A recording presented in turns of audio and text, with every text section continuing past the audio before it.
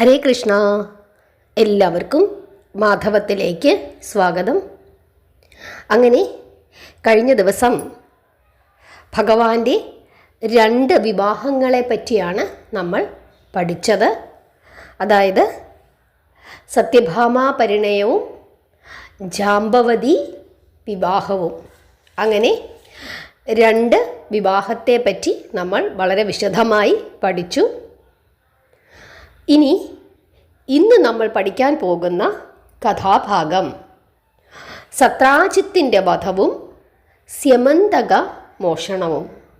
കഴിഞ്ഞ ദിവസം സത്രാജിത്തിൻ്റെ അനുജൻ മരണപ്പെട്ട ഭാഗം നമ്മൾ പറഞ്ഞു. അതിനുശേഷം ഇന്ന് പറയാൻ പോകുന്നത് സത്രാജിത്തിൻ്റെ വധത്തെപ്പറ്റിയും സ്യമന്തകമണിയുടെ മോഷണത്തെ പറ്റിയുമാണ്. ഈ കഥ എത്ര പേർക്ക് അറിയാമെന്ന് എനിക്കറിയില്ല. എന്തായാലും അറിയാവുന്നവരും ആദ്യമായി കേൾക്കുന്നവരും അവസാനം വരെ ഭക്തിയോടും ശ്രദ്ധയോടും കൂടി കേൾക്കണം. അതുപോലെ ഭഗവത്ഗീത നമ്മൾ കുറേശ്ശെയായിട്ട് ക്ലാസ്സുകൾ ഇടുന്നുണ്ട്. ആ ക്ലാസ്സുകൾ പലർക്കും നോട്ടിഫിക്കേഷൻ കിട്ടുന്നില്ല എന്ന് പറഞ്ഞു. അതിന് കാരണം നിങ്ങൾ ഒന്നുകിൽ സബ്സ്ക്രൈബ് ചെയ്യുന്നില്ലായിരിക്കാം, അതല്ലെങ്കിൽ സബ്സ്ക്രൈബ് ചെയ്യുമ്പോൾ അതിൻ്റെ തൊട്ടപ്പുറത്ത് ഒരു മണി പോലെയുള്ള ഒരു ഭാഗമുണ്ട്. അത് നിങ്ങൾ ഒന്ന് പ്രസ് ചെയ്ത് നോക്കുമ്പോൾ അതിൽ ഓൾ എന്ന ആ ഒരു ബട്ടൺ ആയിരിക്കണം എനേബിളായി കിടക്കേണ്ടത്. അതല്ലെങ്കിൽ എല്ലാ നോട്ടിഫിക്കേഷൻസും നിങ്ങൾക്ക് കിട്ടുകയില്ല. അത് അങ്ങനെ തന്നെയാണോ ചെയ്തിരിക്കുന്നതെന്ന് നോക്കണം. അതല്ലാതെ വെറുതെ സബ്സ്ക്രൈബ് ചെയ്ത് പോയാൽ മാത്രം പറ്റില്ല. അതും കൂടെ എനേബിൾ ആയാലേ നോട്ടിഫിക്കേഷൻസ് എല്ലാം കിട്ടുകയുള്ളൂ. അതല്ലെങ്കിൽ ചാനലിൽ ഒന്ന് കയറി നമ്മൾ അതാത് ദിവസം ഇടുന്ന വീഡിയോകൾ നോക്കിയാലും മതി. അതല്ലെങ്കിൽ ചാനലിൽ തന്നെ പ്ലേലിസ്റ്റ് ഉണ്ട്, ആ പ്ലേലിസ്റ്റിൽ ഒന്ന് നോക്കിയാലും മതി. ഭഗവത്ഗീത നിർബന്ധമായും എല്ലാവരും കേട്ട് പഠിക്കണം. 1, 2, 3 ശ്ലോകങ്ങൾ വെച്ച് നമ്മൾ ഓരോ ദിവസവും പറയുന്നുള്ളൂ. നിങ്ങളത് കേൾക്കുന്നത് കൊണ്ട് നിങ്ങൾക്ക് യാതൊരു ദോഷവും ഉണ്ടാവുകയില്ല. പഠിച്ചാൽ അത് കൂടുതൽ നമ്മുടെ ജീവിതത്തിൽ പ്രയോജനം ചെയ്യും എന്ന് ഓർക്കുക. ഒന്നുമില്ലെങ്കിലും ആരെങ്കിലും നമ്മളോട് തർക്കിക്കാൻ വന്നാൽ അങ്ങനെയല്ല എന്ന് പറയാനെങ്കിലുമുള്ള ഒരു ബോധം നമുക്ക് ഉണ്ടാക്കിത്തരും. ഹരേ കൃഷ്ണ. ഇനി നമുക്ക് കഥാഭാഗത്തിലേക്ക് കടക്കാം. സത്രാജിത്തിൻ്റെ വധവും സ്യമന്തകമണിയുടെ മോഷണവും. അക്കാലത്ത് വാരണാവതത്തിൽ താമസിച്ചുകൊണ്ടിരുന്ന പാണ്ഡവരും അവരുടെ മാതാവായ കുന്തിദേവിയും അരക്കില്ലത്തിൽ കിടന്നു വെന്തു മരിച്ചുപോയി എന്നുള്ള ദാരുണമായ വിവരം സഞ്ചാരികളിൽ നിന്നും ദ്വാരകയിൽ അറിഞ്ഞു. വസുദേവരുടെ കനിഷ്ഠ സഹോദരിയാണ് കുന്തിദേവി. അനുജത്തിയുടെയും മക്കളുടെയും ദയനീയമായ മരണവാർത്ത കേട്ട് വസുദേവർ വളരെയധികം സങ്കടപ്പെട്ടു. അച്ഛനെ ഒരു വിധത്തിൽ സമാധാനപ്പെടുത്തിയതിനു ശേഷം അച്യുതൻ സത്യസ്ഥിതി അറിയുന്നതിനു വേണ്ടി ജ്യേഷ്ഠനുമൊരുമിച്ച് ഹസ്തിനപുരിയിലേക്ക് പോയി.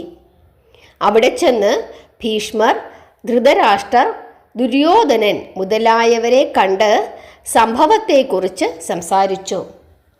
വിതുരരെ കാണാൻ ഇടയായില്ല. ദുര്യോധനൻ്റെ വഞ്ചനാത്മകമായ കറുത്ത കൈകളാണ് ആ ഘോര സംഭവത്തിൻ്റെ പിന്നിലുള്ളത് എന്ന് ഭഗവാൻ ശ്രീകൃഷ്ണന് മനസ്സിലാകുന്നു. ഏതാനും ദിവസങ്ങൾ അവർ ഹസ്തിനപുരിയിൽ താമസിച്ചു. അതിനിടയിൽ ദ്വാരകയിൽ ചില അനിഷ്ട സംഭവങ്ങൾ നടക്കുകയും ചെയ്തു.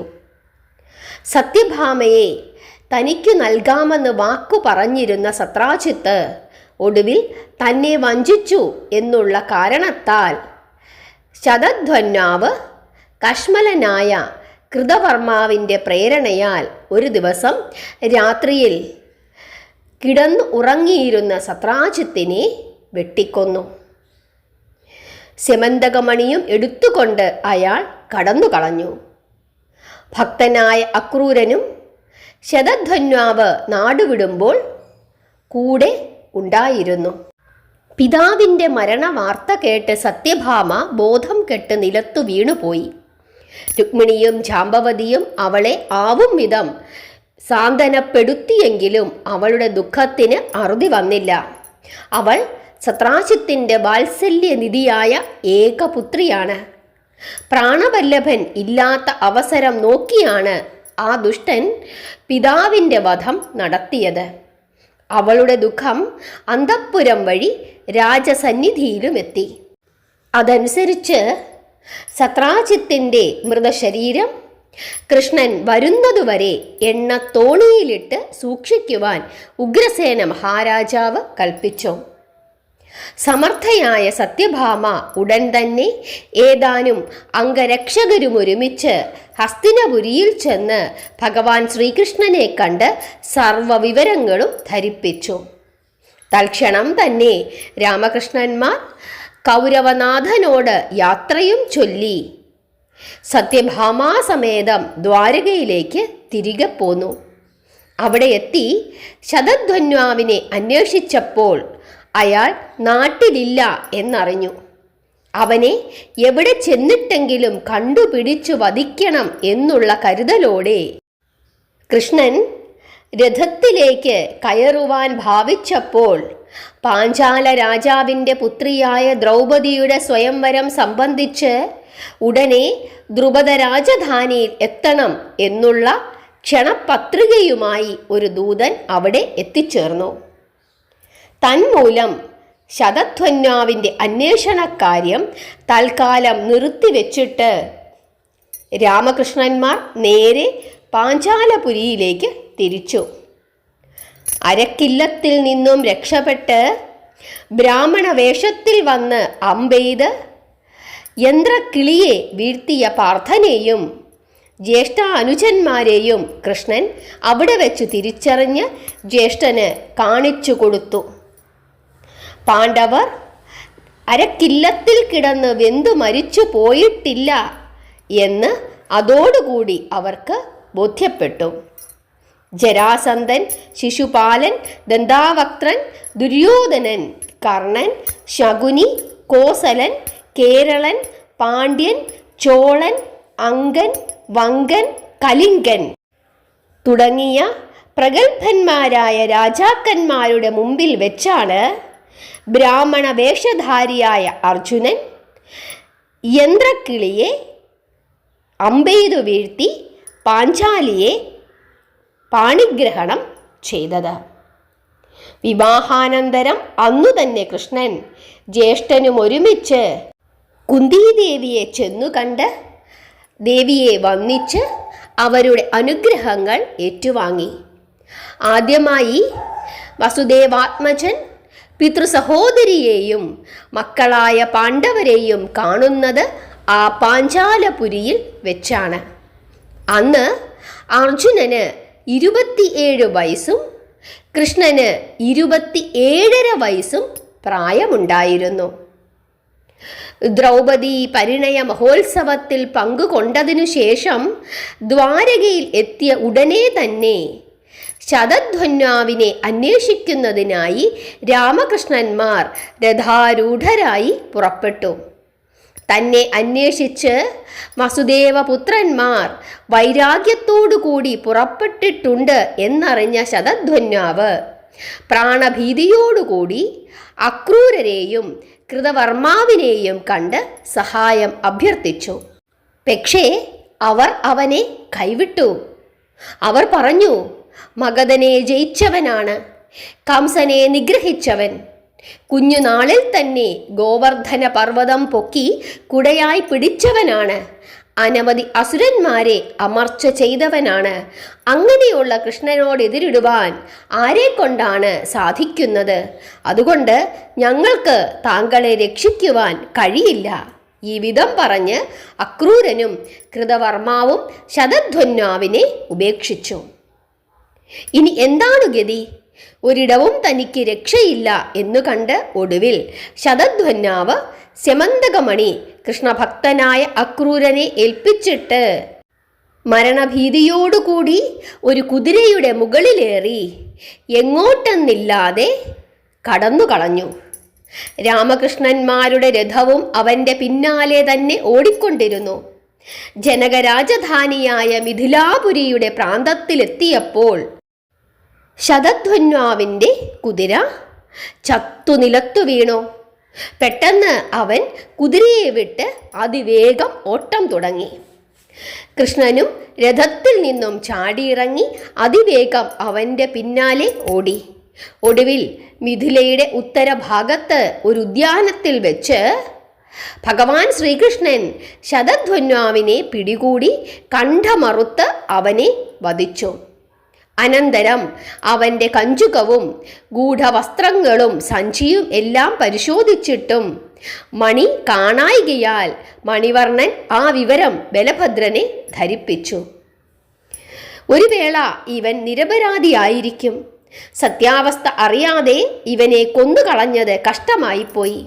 നിരായുധനായി പേടിച്ചോടിയ ഒരുവനെ പിടിച്ചു വധിച്ചതും ധർമ്മമല്ല. സത്രാജിത്തിനെ വധിക്കുവാൻ നിന്റെ അറിവോടുകൂടി അക്രൂരൻ കൂട്ടുനിന്നതായിട്ടാണ് ഞാൻ കേൾക്കുന്നത്. സത്യമല്ലായിരിക്കാം അത്. എങ്കിലും അങ്ങനെയും ഒരു കിംവദന്തി പുറത്ത് പ്രചരിച്ചിട്ടുണ്ട്.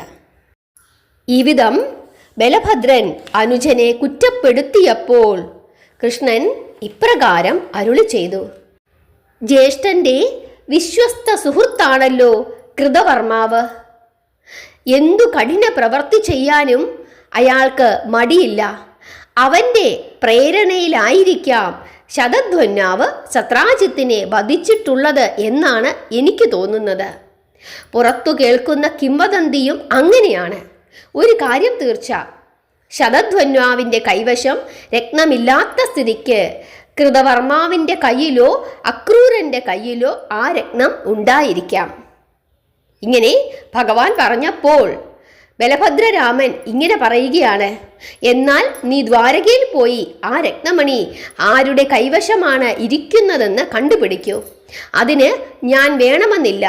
നിന്റെ തോന്നിയവാസ പ്രവർത്തികൾ കാണാൻ തൽക്കാലം ഞാൻ അങ്ങോട്ട് വരുന്നില്ല. ഇങ്ങനെ ജ്യേഷ്ഠനും അനുജനും തമ്മിൽ അഭിപ്രായ ഭിന്നത മൂലം ഒരു ചെറിയ പിണക്കം അവിടെ വെച്ച് ഉണ്ടാകുന്നു. ബലഭദ്രൻ ഭഗവാനും ഒരുമിച്ച് ദ്വാരകയിലേക്ക് തിരിച്ചു പോയില്ല. വിദേഹ മഹീപതിയുടെ പ്രത്യേക ക്ഷണവും സൽക്കാരവും സ്വീകരിച്ച് രാജകീയ അതിഥിയായി രാമൻ 4 വർഷം മിഥിലയിൽ താമസിച്ചു. അക്കാലത്ത് ഹസ്തിനപുര യുവരാജാവായ ദുര്യോധനൻ ശിഷ്യത്വം സമ്പാദിച്ച് അദ്ദേഹത്തിൽ നിന്നും ഗദായുദ്ധം അഭ്യസിച്ചു. അതുമൂലം ദുര്യോധനനോട് തൻ്റെ ശിഷ്യനെന്നുള്ള നിലയിൽ പ്രത്യേകമായൊരു ഇഷ്ടവും ബലഭദ്രന് തോന്നി. ദ്വാരകാവതി പൂകിയ മുകുന്ദൻ സ്യമന്തകമണി ലഭിക്കാത്ത വിവരം പുരവാസികളെ ധരിപ്പിച്ചു. എപ്പോഴെങ്കിലും സ്യമന്തകമണി താൻ കണ്ടുപിടിക്കുമെന്നും കുറ്റവാളികളുടെ ശിരസറുത്തായിരിക്കും ശിക്ഷയെന്നും അദ്ദേഹം പരസ്യമായി പ്രഖ്യാപിച്ചു. അതു കേട്ട് ഭയപ്പെട്ട് കൃതവർമാവും അക്രൂരനും ആരുമറിയാതെ നാടുവിട്ട് ഗൂഢമായി കാശിയിൽ പോയി താമസിച്ചു. എണ്ണത്തോണിയിലിട്ടിരുന്ന സത്രാജിത്തിൻ്റെ മൃതശരീരം ആചാരവിധിപ്രകാരം ശ്രീകൃഷ്ണൻ വേണ്ടവണ്ണം സംസ്കരിച്ചു. സത്യഭാമയെ കൊണ്ട് പിതൃകർമ്മങ്ങളും അനുഷ്ഠിപ്പിച്ചു. താൻ ചെയ്ത അപരാധത്തെ കുറിച്ചോർത്ത് പശ്ചാത്തപിച്ച് അതിനു പരിഹാരമായി ഭഗവത് സേവയും സൽക്കർമ്മങ്ങളും നടത്തി അക്രൂരൻ വാരണാസിയിൽ വസിക്കുന്ന കാലത്ത് ദ്വാരകയിൽ മഴയില്ലാത്ത അവസ്ഥ അനുഭവപ്പെട്ടു. കാലാകാലം ഉണ്ടായിക്കൊണ്ടിരിക്കുന്ന മഴ നിലച്ചു പോയതിനാൽ ജനങ്ങൾ വളരെയധികം സങ്കടപ്പെട്ടു. പ്രായവും അനുഭവജ്ഞാനവുമുള്ള വൃദ്ധന്മാർ ഭഗവാനോട് ഇങ്ങനെ പറഞ്ഞു: കൃഷ്ണ, പണ്ട് കാശി രാജാവ് 12 വർഷം രാജ്യത്ത് മഴയില്ലാതെ കഷ്ടപ്പെട്ട അവസരത്തിൽ ശ്വഭൽക്കൻ എന്ന ഒരു ധന്യാത്മാവിനെ വരുത്തി രാജ്യത്തിൽ താമസിപ്പിച്ചു. അപ്പോൾ മഴ സമൃദ്ധിയായി പെയ്തു. നാടു മുഴുവനും തണുത്തു. നദികളും പൊയ്കകളും ജലസമ്പൂർണമായി. രാജാവ് സന്തോഷിച്ചു. അങ്ങനെ രാജാവിനുണ്ടായ സന്തോഷത്തിൻ്റെ ഫലമായി അദ്ദേഹം തൻ്റെ ഓമൽ പുത്രിയായ ഗാന്ധിനിയെ ശ്വഭൽക്കന് പത്നിയായി ദാനം ചെയ്തു. ആ ശ്വഭൽക്കൻ്റെയും ഗാന്ധിനിയുടെയും പുത്രനാണ് അക്രൂരനെങ്കിലും വസുദേവരുമായി ഒരു സഹോദര ബന്ധമുണ്ട്. പിതാവിനുള്ള എല്ലാ ഗുണങ്ങളും അവനിലും ഉള്ളതുകൊണ്ട് അവനെ കണ്ടുപിടിച്ച് എങ്ങനെയെങ്കിലും ഇവിടെ വരുത്തിയാൽ നമ്മുടെ നാടിന് സംഭവിച്ചിരിക്കുന്ന ഈ കാലക്കേട് മാറിക്കിട്ടും. മഴ ധാരാളമായി ഉണ്ടാകും. ദ്വാരകയിൽ മഴയുണ്ടാകണമെങ്കിൽ അക്രൂരൻ്റെ ആവശ്യമുണ്ടോ? സർവശക്തനായ ഭഗവാൻ ശ്രീകൃഷ്ണൻ ഒന്ന് കണ്ണു തുറന്നാൽ മാത്രം മതിയല്ലോ. പക്ഷേ തൻ്റെ ഭക്തോത്തമനായ അക്രൂരനെ, തന്നെ ഭയപ്പെട്ടു പോയിരിക്കുന്ന ആ ഭക്തശിരോമണിയെ തിരികെ വരുത്തുവാൻ വേണ്ടി ഭഗവാൻ ആ വൃദ്ധജനങ്ങളെ കൊണ്ട് ഇങ്ങനെ പറയിപ്പിക്കുകയാണ് ചെയ്തത്. തൻ്റെ ഏറ്റവും വലിയ ഭക്തനാണ് അക്രൂരൻ. അദ്ദേഹം തന്നെ ഭയപ്പെട്ട് നാടുവിട്ടു പോയിരിക്കുന്നു. ഭക്തവത്സലനായ ഭഗവാന് അത് സഹിക്കുവാൻ സാധിക്കുകയില്ല. അതുകൊണ്ട് അക്രൂരനെ വരുത്തുവാൻ വേണ്ടി വൃദ്ധജനങ്ങളെ കൊണ്ട് ഭഗവാൻ ഇങ്ങനെ പറയിപ്പിക്കുന്നു. എല്ലാം ഭഗവാന്റെ മായകൾ മാത്രം. വൃദ്ധജനങ്ങളുടെ അഭിപ്രായം ആദരിച്ചു എന്ന മട്ടിൽ കൃഷ്ണൻ തൽക്ഷണം തന്നെ ഉഗ്രസേന മഹാരാജാവിനെ കണ്ട് രാജകിങ്കരന്മാരെ കാശിയിലേക്ക് അയപ്പിച്ചിട്ട് അക്രൂരനെ വരുത്തി. അവർ അക്രൂരനെ കൂട്ടിക്കൊണ്ടുവന്നു. അദ്ദേഹം ഭയപ്പെട്ടു. തൊഴുത് ഭഗവാന്റെ മുമ്പിൽ നമസ്കരിക്കുന്നു. ശതധ്വന്വാവിൻ്റെ അനുഭവം തനിക്കും സംഭവിക്കുമോ എന്നുള്ള ഭയത്തിലാണ് ആ ഭക്തൻ. മന്ദസ്മിതത്തോടുകൂടി മധുസൂദനൻ അപ്പോൾ ഇപ്രകാരം അരുളി ചെയ്തു: അങ്ങ് ഇപ്പോൾ ഇവിടെ ആഗമിച്ചതുമൂലം ഞങ്ങൾക്ക് വലിയ സന്തോഷമായി. കാശിയിൽ അങ്ങയുടെ വ്രതാനുഷ്ഠാനങ്ങളും പൂജകളുമെല്ലാം മംഗളമായി കഴിഞ്ഞു എന്ന് കരുതുന്നു. സിമന്തകം അങ്ങയുടെ കയ്യിലുണ്ട് എന്ന് എനിക്കറിയാം. അതിങ്ങു തന്നാൽ എല്ലാവരെയും കാണിച്ച് അവരുടെ സംശയങ്ങൾ തീർത്ത് അങ്ങേക്കു തന്നെ തിരിച്ചു തന്നുകൊള്ളാം. സത്രാജ്യത്തിന് ആൺമക്കളില്ല, പെൺമകൾക്ക് കുട്ടിയുമില്ല. ആയതിനാൽ അതിൻ്റെ അവകാശം ഇപ്പോൾ കൈവശം വെച്ചുകൊണ്ടിരിക്കുന്ന അങ്ങേക്കു തന്നെയാണ്. ആ സിമന്തകമണി അങ്ങു തന്നെ കണ്ഠത്തിൽ അണിഞ്ഞുകൊള്ളുക. ഇത് കേട്ടപ്പോൾ അക്രൂരൻ സമാധാനിച്ചു. അക്രൂരൻ ഭക്തി സമേതം വസ്ത്രാന്തർഭാഗത്ത് ഒരു ശീലയിൽ പൊതിഞ്ഞു വെച്ചിരുന്ന സിമന്തക രത്നമെടുത്ത് ഭഗവാന്റെ തൃക്കൈകളിൽ സമർപ്പിച്ചുകൊണ്ട് ഇപ്രകാരം പറഞ്ഞു: പ്രഭോ, ഞാൻ നിരപരാധിയാണ്.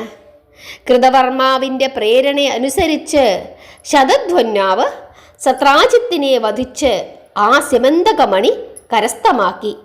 ഒടുവിൽ പ്രാണഭീതിയോടുകൂടി അയാൾ നാടുവിടാൻ തുടങ്ങിയപ്പോൾ സൂക്ഷിക്കാനായി ഇതെന്നെ ഏൽപ്പിച്ചതാണ്. ഇത് കേട്ടപ്പോൾ ഭഗവാൻ ശ്രീകൃഷ്ണൻ രത്നമെടുത്ത് എല്ലാവരെയും കാണിച്ചു. ഉടൻ തന്നെ മിഥിലാപുരിയിലേക്ക് ദൂതനെ അയച്ച് ബലഭദ്രനെയും വരുത്തി. 4 വർഷക്കാലം ഇപ്പോൾ കഴിഞ്ഞിരിക്കുന്നു. സിമന്തകമണി ജ്യേഷ്ഠനെയും കാണിച്ച് ബോധ്യപ്പെടുത്തി. കൃതവർമാവിൻ്റെ ചതിപ്രയോഗം ധരിപ്പിച്ചു. അങ്ങനെ സിമന്തകമണിയുടെ അപഹരണത്തെക്കുറിച്ചുള്ള സംശയം മുഴുവൻ മാറി. ഒടുവിൽ എല്ലാവരുടെയും, പ്രത്യേകിച്ച് സത്യഭാമയുടെയും സമ്മതപ്രകാരം വിശിഷ്ടമായ സിമന്തകമണി കരുണാനിധിയായ കമലേക്ഷണൻ അക്രൂരനു തന്നെ ദാനം ചെയ്തു. ഭക്തനും അതേസമയം ദരിദ്രനുമായിരുന്ന അക്രൂരന് ഐശ്വര്യം ദാനം ചെയ്യണമെന്ന് ഭഗവാന് ആഗ്രഹമുണ്ടായിരുന്നു. അതിനുവേണ്ടിയാണ് ആ ഭക്തന്റെ കയ്യിൽ ആ മണി വന്നു ചേരാൻ മാധവൻ മാർഗം സൃഷ്ടിച്ചത്. ഭക്തനെ ഒരിക്കലും ഭഗവാൻ കൈവെടിയാറില്ല എന്ന സന്ദേശമാണ് ഭഗവാൻ ഈ കഥയിലൂടെ നമുക്ക് പറഞ്ഞു തരുന്നത്. ഹരേ കൃഷ്ണ. എല്ലാവർക്കും മഹാഭാഗവതത്തിലെ ഈ ഭാഗം ഇഷ്ടപ്പെട്ടു എന്ന് വിചാരിക്കുന്നു. നിങ്ങൾ ഭഗവാന്റെ ഈ കഥകളൊക്കെ മനസ്സിലാക്കുന്നത് നമ്മുടെ ജീവിതത്തിൽ ഒരു വിശ്വാസം ഊട്ടി ഉറപ്പിക്കുന്നതിന് വേണ്ടിയിട്ടാണ്. എന്താണ് ആ വിശ്വാസം? ഒരിക്കലും തന്നെ ആശ്രയിക്കുന്നവരെ ഭഗവാൻ കൈവെടിയുകയില്ല എന്ന പരമാർത്ഥം നമ്മളെല്ലാവരും മനസ്സിൽ വെച്ചുകൊണ്ട് വേണം ഓരോ ദിവസവും മുമ്പോട്ട് ജീവിച്ചു തീർക്കുവാൻ. നാളത്തെ കഥാഭാഗം വളരെ മനോഹരമാണ്. ഭഗവാന്റെ മറ്റൊരു വിവാഹമാണ് കാളിന്തി വിവാഹം. എല്ലാവരും ആ ഭാഗത്തിന് വേണ്ടി കാത്തിരിക്കണം. ഹരേ കൃഷ്ണ.